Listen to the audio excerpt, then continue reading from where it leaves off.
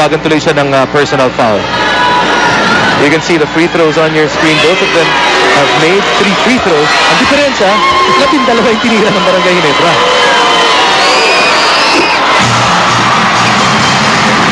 About that time, Alexander makes the first. Jean-Louis Chico could be half away from yet another PBA championship. Obviously with other things in mind.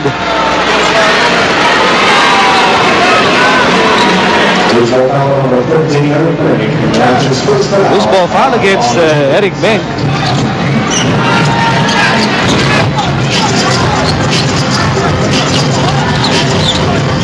At 21, looking at a 1-point deficit. Exactly 6 minutes remaining in the second period. That's another turnover. Here comes Pacana. Pacana needs help. Can't do that with Arwin Santos in the vicinity. And Arwin Santos forces one up against 3 defenders. That's right. He forced it up. He did not need to. He didn't have to shoot that. Could have set it up. Wala sa mga numero nun. This Kagiwa. Kagiwa struggles tonight. He loses the ball. Here comes Arboleda. And there's a counter steal. Pacana. Looking at Alexander, instead goes to Kagiwa, but there's a foul inside. There's a foul inside. Wait a minute. Foul po ito. No, wait a minute. May senyas ng foul eh. Sandali lang. Well, they're not going to talk about it. They're going to say that definitely.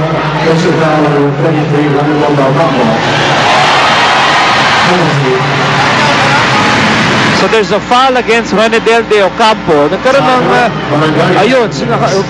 a foul and then a timeout. So there's a foul on Ronedel de Ocampo and now we have a timeout. We'll be right back. Welcome to the moment of truth. We will see a royal coronation or will we have an express celebration? That's what Game 7 is all about. And you're catching all the action here on TV5. Right alongside this mammoth crowd of close to 23,000 fans packed inside the championship capital of Philippine basketball. And they've come from all over. North, south, east, west. May mga taga-barangay, mayroong mga taga-Ube Republic. They're all here witnessing an epic Game 7 so far between Ginebra and Air 21. So for this quarter, a change of pace. Kanina nakita natin ng Barangay Ginebra able to score 26 points in the first quarter. Here in the second quarter, they have definitely slowed down. Only 7 points so far for Barangay Ginebra, and they actually, and for Air 21, only 11.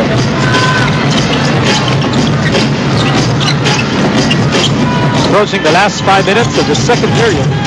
It's Gary David against Tubin. Doug Kramer in the game for the first time. Hands off, Gary David. Ayaw iwanan ni Tubin. David with a tough shot. Ball ends up with Tubin. Takbo ng Ginebra dito. Here comes Artadi over to Tubin. Tubin. That's going to be last touch on. Well, they're going to call a foul on Gary David, I believe. Not a break for Ginebra. It would have been last touch on Ronald Tubin. Instead, it's a second personal against Gary David. And so far, Air 21 giving up a lot of fouls. At ang masakit dito, they have been free throw shooting fouls. Masakit naman para sa Barangay Ginebra, hindi nila ma-convert yung mga free throw na binibigay sa kanila. That is a ton of free throws to get in one half. Total of 18 if you count these two that Ronald Tubin is going to get. Well, in a way, Jason, maybe you're not at all surprised in the Game 7 when you have errors, you have missed free throws, always an indication of the kind of pressure that these players have to deal with.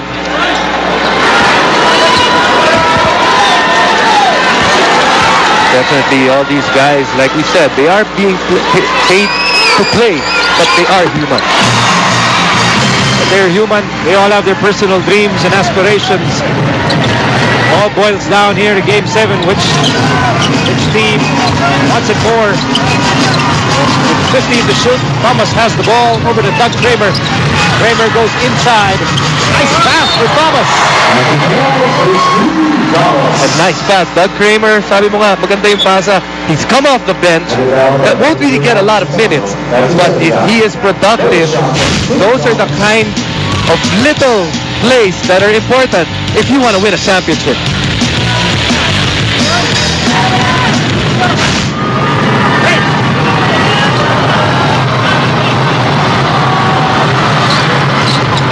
And the bonus free throw is good for Stephen Thomas, who was the early favorite to win the Best Import of the Conference award, but he was edged out by the man he's guarding right now, Chris Alexander. Wala ngayon na kay Junior Valenzuela. And now to Alexander with 12 to shoot. Ginebra still up by 1. Alexander with nowhere to go. Still has the ball with 5 to shoot. Still has the leather. And you knew he was in trouble nung masyado na nagtagal sa kanya yung bola. That's right, because he tried to drop step to the baseline, but it's really not there. That move, probably very low percentage para sa kanya. Crisano guarding Stephen Thomas. You know, Thomas likes this matchup. That's why he's backing him up. He turns around and scores. But you know, Alex Crisano did everything right. Hindi niya pinayagan si Stephen Thomas to get near the basket. It was a tough shot, but sometimes the good players make the good shot. Thomas now in double figures with 10. Lamang na muli ang Air 21, 37-36. In a case of overexcitement for Alex Crisano. But that's the thing with Alex Crisano. Una mong pinasok, ang ganda ng ipapakita. You give him a couple of minutes rest. When he comes back, you don't really know who you're gonna get. And Crisano also gets a warning dahil akala ko uuwi na niya yung bola eh. Medyo matagal bago niya ibinilik sa ating mga officials. So action continues with 3:46 remaining in the second period. Here's Thomas, now against Alexander. Canaleta, open shot. He has all year to shoot. He missed it. Ginebra down by 1.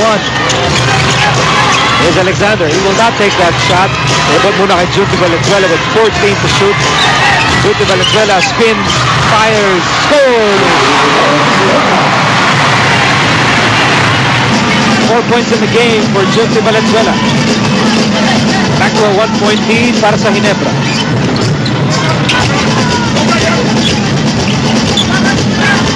Now Thomas on the other side of the court, working on Alexander.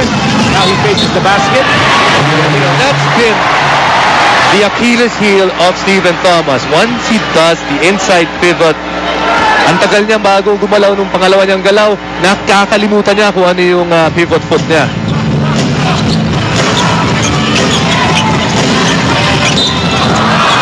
Actually, kanina pa itong giriyan sa pagitan ni Doug Kramer and ni Eric Menk. First, Eric Menk with all the years of experience, knowing fully well he has the advantage over Kramer. Ito yung Kramer, ayaw din namang tulak-tulakin siya. So Kramer with the foul. We have a timeout, 2:53 to go in the first half. Just a 1-point lead for Ginebra. Back inside the Big Dome for more Game 7 action. Here's our MyPhone Dual Life player. Meron nating MyPhone Dual Life player. Atin sa inyo ng MyPhone. 2 SIMs, 1 phone, home Merced, basketball superstar, and landlord. Talagang magbabayad ka on time. Diba? The landlord. Kapag kumatok si Homer Say, magbayad ka na. Ayan ating mga kasama sa Radyo PBA. On the left, that's Mr. Magu Marjan. On the right, yan po si Ginoong Barry Pascua.